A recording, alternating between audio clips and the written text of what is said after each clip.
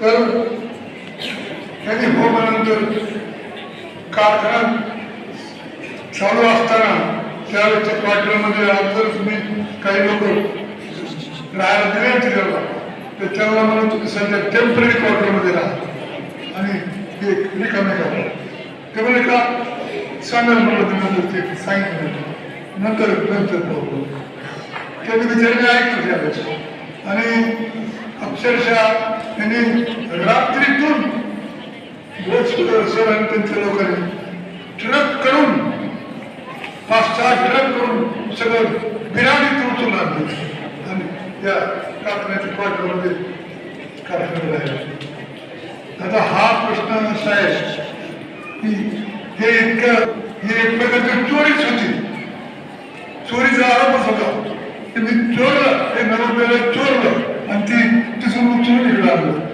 त्याच्या पाठीमागे त्या लोकांना एक जास्त त्या ठिकाणी रस्ता नाही, दवाखाना नाही, पोराला शिकायला लागतं त्यांना मेडिकल एक मिळू शकत नाही आणि शैक्षणिक दृष्ट्या त्यांना काही हेच नाही.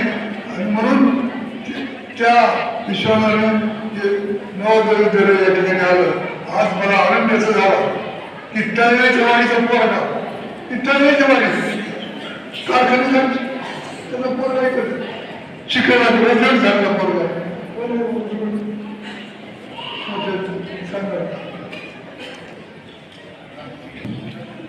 माझं नाव सुभाष तरंगे. प्रथमतः दादांना नमस्कार करतो आणि आपण सगळ्यांनी दादांचं योगदान या जिल्ह्यासाठी, तालुक्यासाठी आणि शिक्षणासाठी ऐकलेलंच आहे. तर माझं गाव तळेवाडी या ठिकाणाहून 1.5 किलोमीटर अंतरावरती नवोदय विद्यालय. दादांनी सांगितल्याप्रमाणे नवोदय विद्यालय हे ग्रामीण भागातील विद्यार्थ्यांच्या विकासासाठी बनवलेलं एक विद्यालय आहे. तर मी या ठिकाणी प्रवेश घेतला. त्यानंतर मी मुंबईला MBA केलं मॅनेजमेंटमध्ये. त्यानंतर काही कालावधीसाठी काही कंपन्यांमध्ये as a senior general manager, senior director म्हणून काम केलं. आज मुंबईमध्ये माझ्या 2 बिझनेसेस आहेत, माझ्या 2 प्रायव्हेट लिमिटेड कंपन्या आहेत. एक कंपनी आहे इंटरस्टेलर ऑर्बिट प्रायव्हेट लिमिटेड आणि दुसरी कंपनी आहे ऑर्बिट एक्सेल प्रायव्हेट लिमिटेड.